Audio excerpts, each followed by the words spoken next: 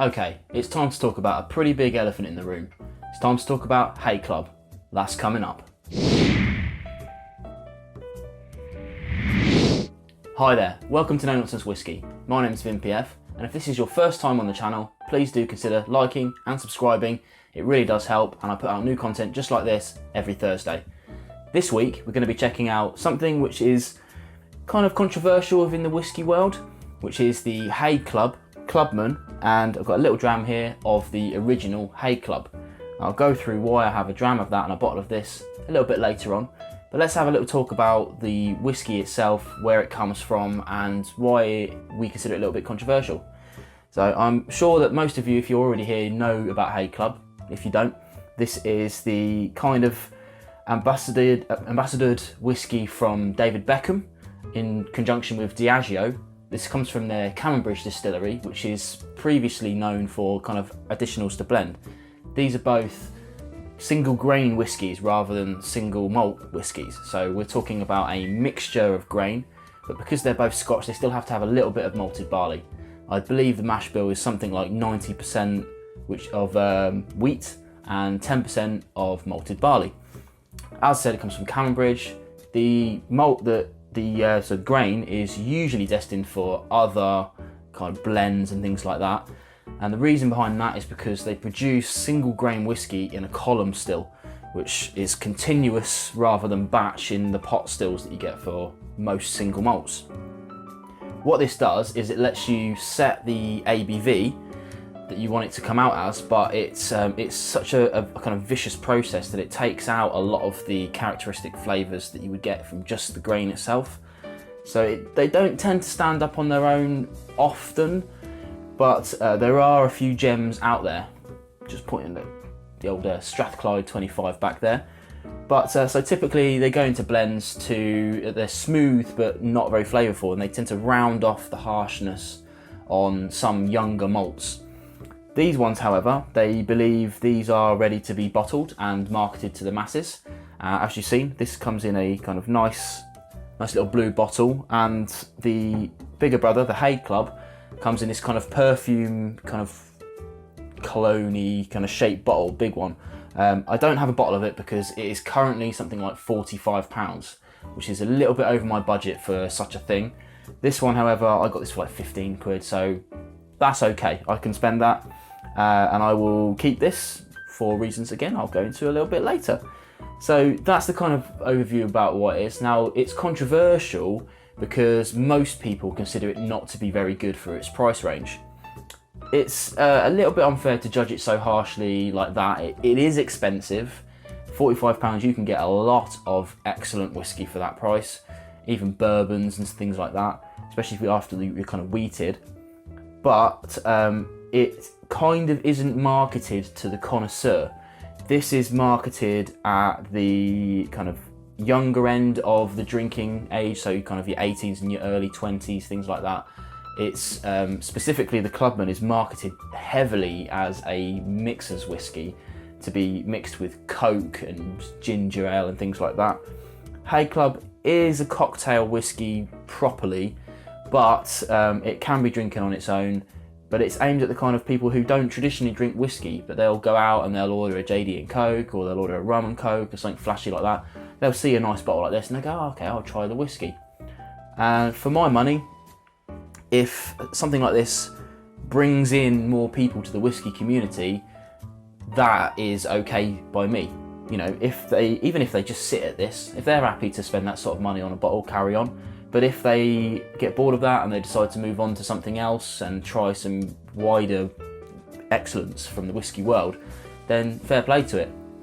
Let's go on and have a little drink and see what the differences between these two are and if they're any good. Let's start with the Clubman first. Okay, so these are both bottled at 40%.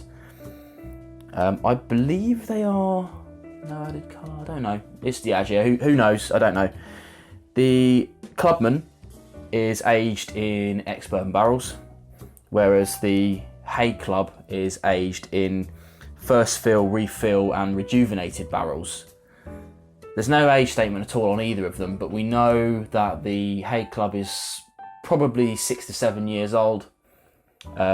it would not be out of the realms of possibility to assume that the Clubman is just 3 years old. So on the nose, it's quite astringent. There is a little bit of creaminess in there. It's not overly harsh.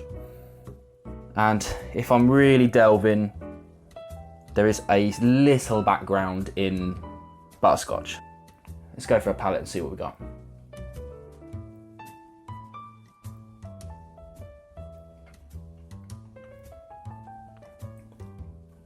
Okay. It's got some spiciness to it. It's got a little bit of a kick to it for a 40%er.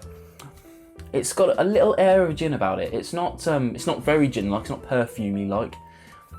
There's just a touch of kind of Geneva on there, but not much. Other than that, the flavours are very not there. The finish is also extremely sharp, extremely short.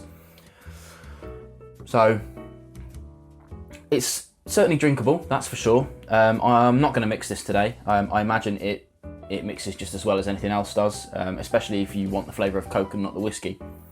But okay, let's tuck that behind and move on to the full Haig Club and see what differences we get.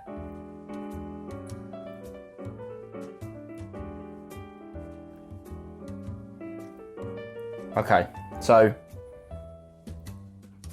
aged for a good couple of years longer, maybe three to 4 years longer. It's a hell of a lot sweeter. Lots of vanilla, and there's more of that butterscotch. You know, this is the same liquid we're talking about, it's just aged in slightly different barrels and for a bit longer. On the palate.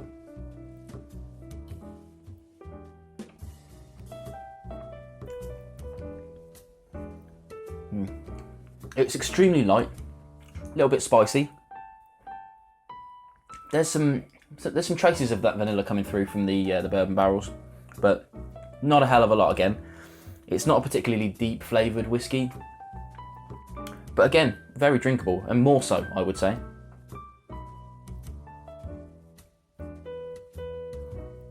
And in terms of finish, I would say it's maybe short, medium. It's definitely longer than the other, but you know, again, it's not a particularly deep whiskey.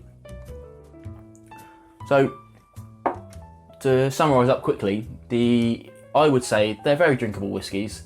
If you've got the budget for it, they're definitely worth giving a go to see if you like them. And if you don't, you can do with them exactly what I'll be doing with them, and that's leaving them on the shelf for when people come round and they do want to try a whiskey and maybe mix it. Traditionally, the whiskies that I buy, they can be fairly expensive, up to sort of £50 and above. I don't like to mix those, even for people that come round and maybe want to try it. That's just my personal preference, and I feel like if I've bought them, I don't want to waste that flavour. But I am kind of getting to the stage where I want to introduce more people to it, and if it gets people away from their usual drink and to try and mix her with something like this, then why not have a bottle of it sitting around? You know, that said, I agree with most people's assessments. It is very expensive. If you do manage to get the Clubman for £15 like I did, then it's probably worth a go. It's not going to win any awards anytime soon for being the best whiskey, even in a blind tasting, I feel.